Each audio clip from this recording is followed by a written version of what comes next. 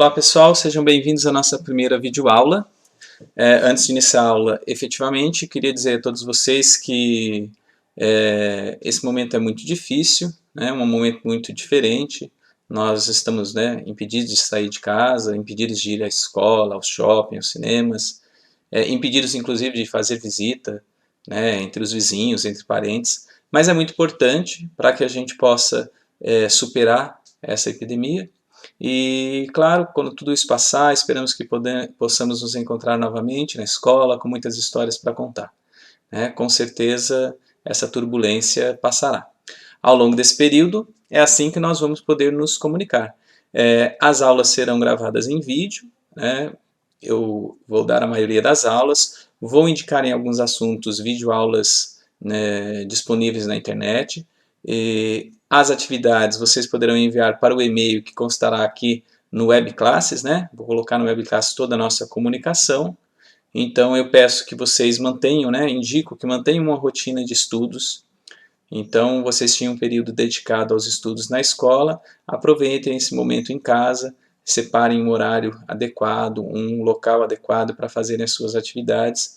Eu vou disponibilizar o canal no e-mail para que vocês possam também tirar as dúvidas e eventualmente vou marcar alguns horários também que eu vou estar online e no qual eu posso responder as perguntas também ao vivo, tá bom? É uma experiência nova para vocês, também para nós aqui como nós professores, nós escola, mas com certeza vamos superar tudo isso. Nós vamos iniciar então esse primeiro momento discutindo um tópico dentro da física que nós chamamos de mecânica. Nós vamos iniciar os estudos da mecânica. A mecânica, ela estuda os movimentos dos corpos. Dentro da mecânica, nós temos três campos, três áreas. A dinâmica, na qual é estudado as causas de um movimento, então por que ocorre o movimento. A cinemática, que estuda o movimento em si. E a estática, que analisa os corpos em repouso. Nesse primeiro momento, nós vamos dedicar os nossos estudos ao tema da cinemática. Nós vamos estudar o movimento em si. Para estudar o movimento, nós temos então alguns conceitos básicos. Quais são esses conceitos para estudarmos a cinemática?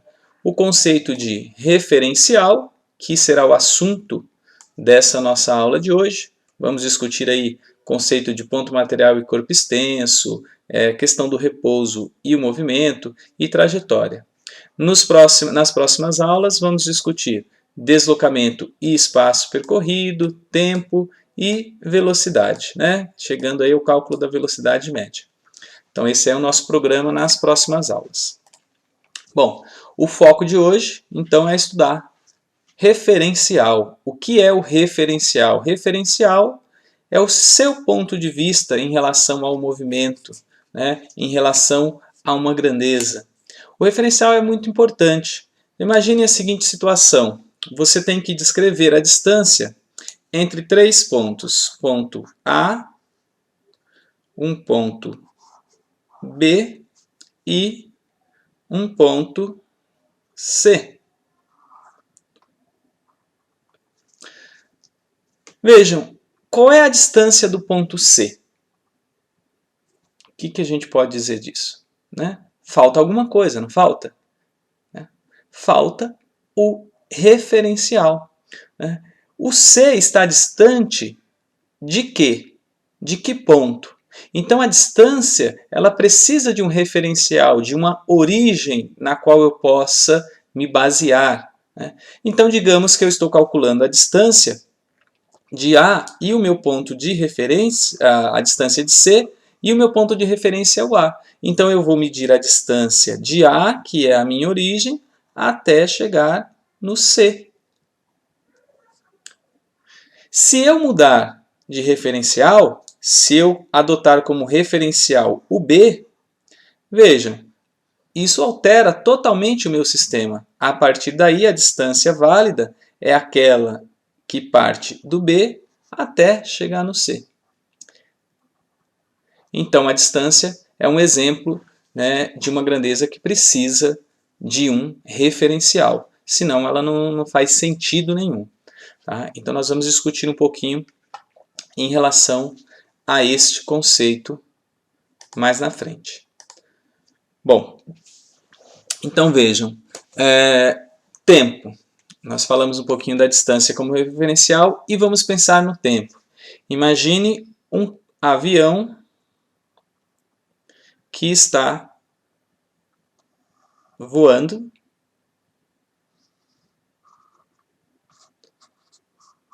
Vocês perceberam que a dificuldade de desenhar ainda é grande, mas vou melhorar no desenho. Um avião está no ar. Esse avião tem uma autonomia de 3 horas de voo. Vejam, se eu marquei num cronômetro, então eu tinha lá um relógio, e depois que o avião levantou voo, eu me lembrei que, o piloto lembrei que precisava marcar o tempo, e eu inicio a contagem do tempo para contar as 3 horas, né, as horas vão passando, passando, passando, até o momento em que o combustível estaria esgotado. Vejam, eu tomei como referencial o momento em que eu zerei o cronômetro. Será que isso estaria correto? O piloto poderia tomar essa atitude? O que está de incorreto nessa situação? Se o avião tem 3 horas de autonomia de voo, eu deveria ter iniciado o cronômetro não após ele ter saído, né? Um tempo após ele ter levantado o voo, e sim no momento em que ele decolou, no momento em que ele, aliás, corrigindo, no momento em que ele ligou o motor e se posicionou na pista para poder decolar. Então o tempo, ele também depende de um referencial, que é o meu tempo inicial. Quando eu considerei isso? Vejam, vou dar um exemplo da nossa tradição de contagem da nossa idade. Nós contamos a nossa idade, né? Nós completamos um ano, 365 dias depois do dia em que nós nascemos. Não é isso? Isso é um ano. Mas nós existimos antes deste período. Nós já éramos nós antes do nascimento. Nós estávamos lá no útero das nossas mães por 9 meses antes deste período. Então, a contagem da nossa idade, ela adota um referencial. O referencial cultural que nós adotamos no nascimento é o dia em que nós saímos do útero das nossas mães. Em algumas culturas indígenas, por exemplo, só começa-se a contar o tempo de vida quando a criança já tem certas habilidades, como, por exemplo, já caminha. Antes disso, ela não é considerada vida. Então, o tempo também depende de um referencial. E a própria velocidade, a gente vai abordar a velocidade depois com mais detalhes, também depende de um referencial. Né? Se você ver um avião decolando, né, você estando na lateral da pista, você vai ter uma noção, né, de velocidade daquele avião passando ao largo muito rápido. Né? O avião vai decolar. Agora, quando você está dentro do avião, né, olhando ali para o assento no qual você está, para o assento da frente, a sua noção de velocidade é totalmente diferente. Então a velocidade também depende de um referencial. Tudo bem? Então vamos falar um pouquinho de repouso e movimento em relação a um referencial. Como é isso? Pode alguma coisa estar em movimento e estar em repouso ao mesmo tempo? É possível? A resposta é sim. Por quê? Porque isso depende do referencial. Imagine a seguinte situação. Você está dentro de um veículo, está lá dentro de um carro. Vou desenhar um carrinho aqui bem bonitinho, vamos lá. Então você está aqui dentro de um carro.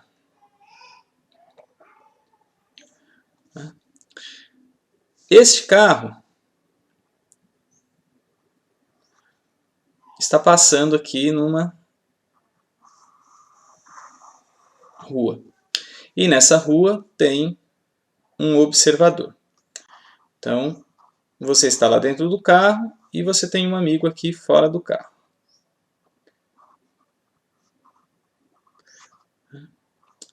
Vejam, o carro em relação ao seu amigo, muda de posição a cada instante. Então o carro está vindo nesta direção e a cada tempo que passa, o carro vai estar mais perto. Ele está aqui, passa um tempo, ele vai estar nesse ponto. Então ele está diminuindo a distância, né? Está sempre diminuindo a distância entre o carro e o observador. Então o observador vai dizer, o carro está em movimento. Há uma mudança, né, em relação à distância dos dois, conforme o tempo passa. Agora, imagine você dentro do carro. Você está aqui dentro. Você está aqui dentro do carro. Vamos fazer um carro aqui fechado. Ó. Você está aqui dentro. O carro não tem janela nenhuma. Você está lá parado. Então você está lá sentado no assoalho e o carro é todo escuro. Conforme o tempo passa, você não percebe uma mudança de distância entre você e o carro. Então, um ponto qualquer dentro do veículo e a distância entre você não se altera conforme o tempo passa. Embora, para quem esteja fora, o carro esteja em movimento. Para você, então, que está aqui dentro, o carro não se movimenta. Por quê? Porque você é o referencial. Se o objeto, que é o carro, não se distancia de você, você vai dizer que o carro está parado. Então, para que haja movimento, ou para que um objeto esteja em repouso, vai depender do referencial adotado. Veja um outro exemplo. Nós estamos, né, no planeta Terra. Então, a Terra está girando ao redor. Oh, desculpem, deixa eu só pegar a caneta aqui. A Terra gira. Então ocorre um movimento de rotação. A Terra está girando. Mas vejam, para nós que estamos sobre a Terra, estamos com os pés na Terra, nós não percebemos esse movimento. Por que nós não percebemos esse movimento? Porque nós também estamos girando junto com a Terra. E a distância entre os meus pés, os seus pés e o solo não está mudando. Então eu adoto, usando o meu corpo como referencial, de que a Terra está parada. Se observássemos do espaço, nós iríamos perceber os continentes passando por baixo da nossa visão, né? A Terra girando, e íamos ver, olha, a Terra está girando, a Terra está em movimento. Porque aí nós estaríamos alterando o referencial. Porque estando lá no espaço fora da gravidade, nós não estaríamos girando junto com a Terra. Esse conceito, então, é muito importante, né, para nós entendermos os cálculos que se fazem em relação ao movimento. O referencial é fundamental para isso. É importante revisar em um outro momento, né? Vocês revisem no material de matemática de vocês o plano cartesiano. Vocês lembram o que é o plano cartesiano? O plano cartesiano é aquele no qual a gente divide o espaço, né? Aqui um espaço bidimensional, em 4 quadrantes. Nós vamos chamar uma linha de x e a outra de y.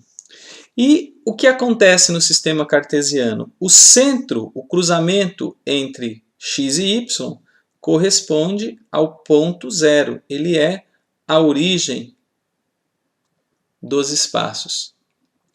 Num sistema cartesiano, eu posso localizar qualquer objeto posicionado dentro deste plano com 2 valores distintos.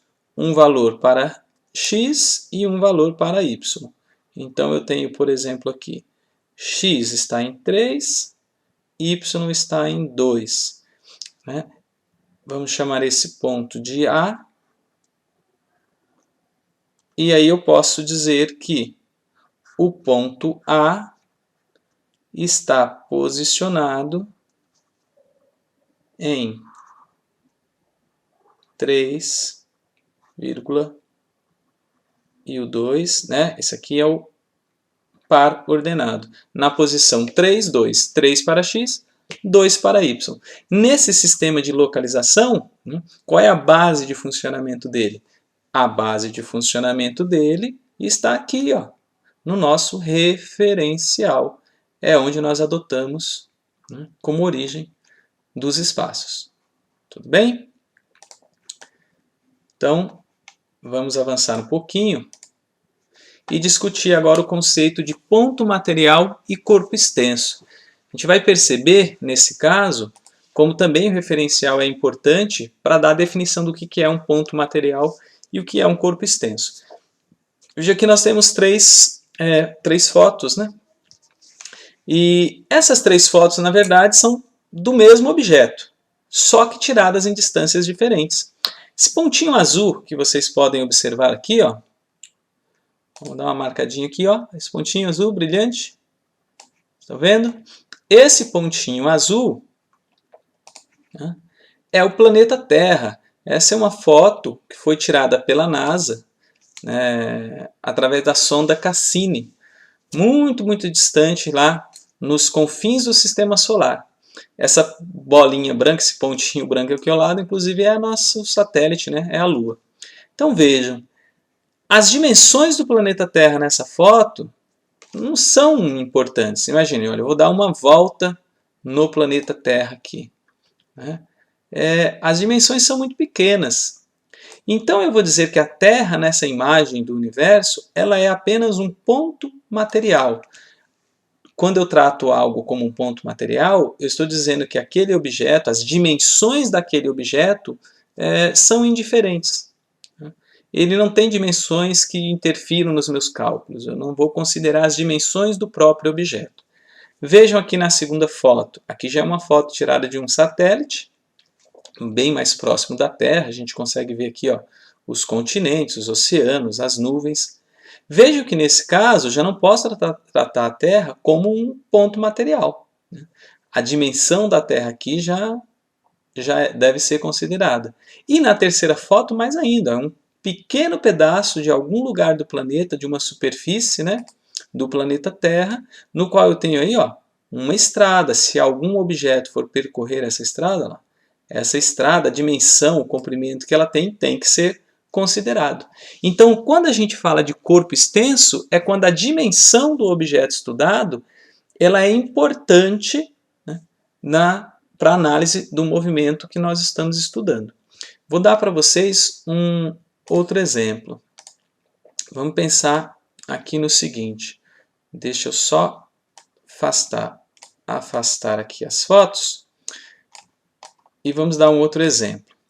Imagine o seguinte. Imagine um caminhão. Então você tem lá um caminhão. E você tem que estacionar este caminhão dentro de uma garagem. Então eu tenho aqui um caminhão e eu vou estacionar esse caminhão dentro de uma garagem.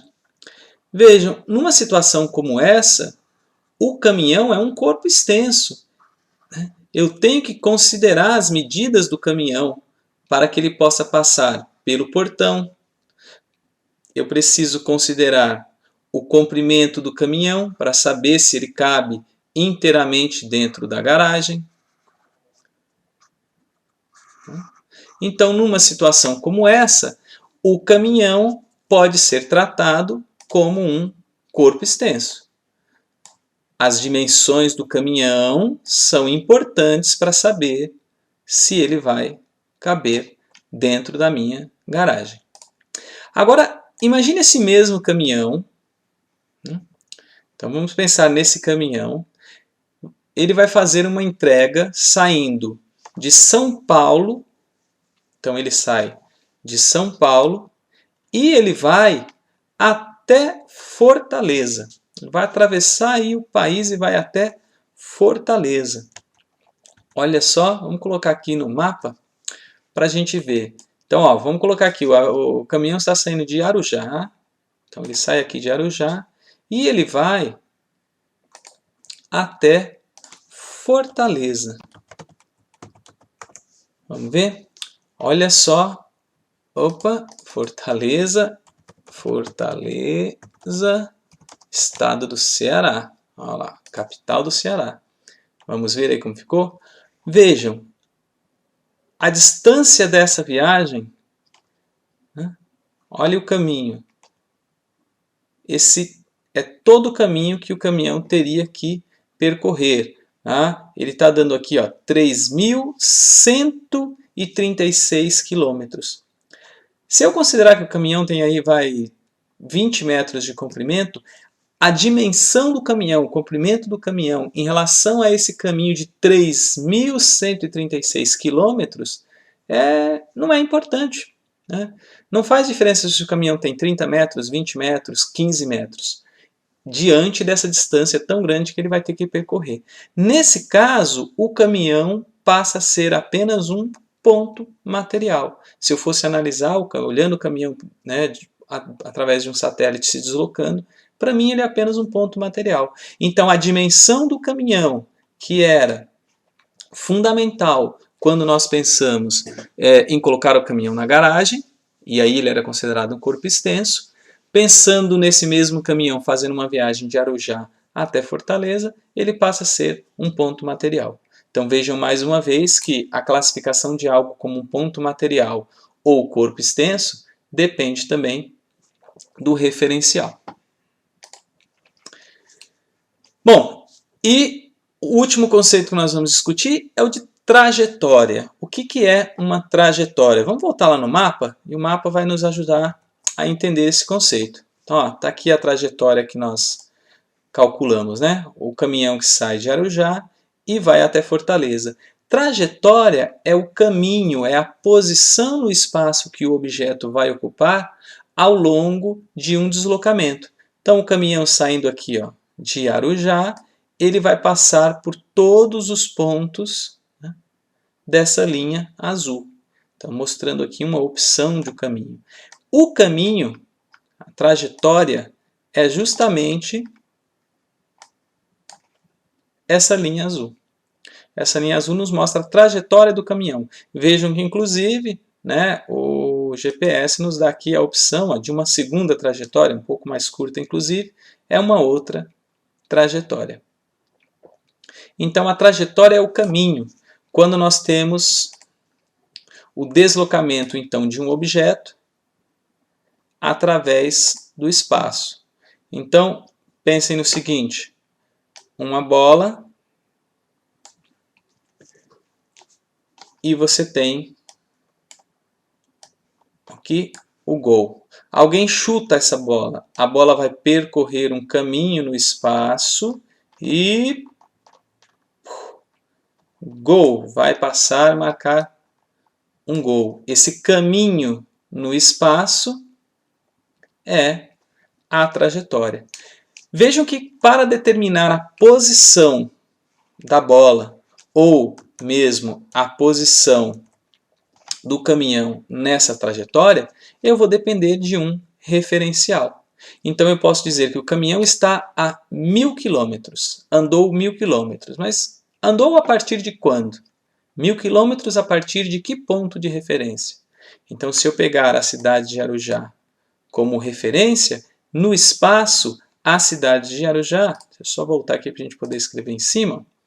Então vejam, se a gente adotar Arujá como nosso ponto zero, a origem dos nossos espaços, eu vou determinar então que aqui, vamos lá, deixa eu só colocar, aqui é a minha origem dos espaços. Aqui é o zero da distância. Se o caminhão estiver mais ou menos, vamos colocar, desculpem, vamos colocar aqui, não dá 1.000 quilômetros, vai dar em torno de 600 quilômetros. O caminhão está em Belo Horizonte. A distância do caminhão vai ser dada em relação à origem do espaço, ao que ele percorreu do zero até esse ponto. Digamos que aqui a gente está falando de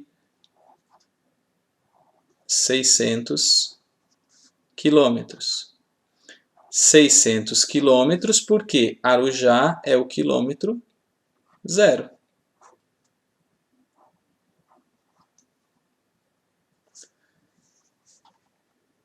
Então, o sistema de referencial ele vai nos dar a posição do objeto dentro da trajetória. Tudo bem? Bom, pessoal, esses conceitos são conceitos iniciais. Na próxima aula nós vamos discutir as questões sobre, então, deslocamento, para entender um pouquinho melhor sobre isso. Nessa primeira aula não vou deixar para vocês nenhuma atividade para ser realizada, então vocês não precisam aí se preocupar nisso. O que eu peço é que vocês retomem aqui, ó, no livro de vocês. Então, vou colocar aqui no cantinho. Olha lá, no livro de vocês, para que vocês leiam conceitos básicos, ó, capítulo 5, conceitos básicos de movimento, certo?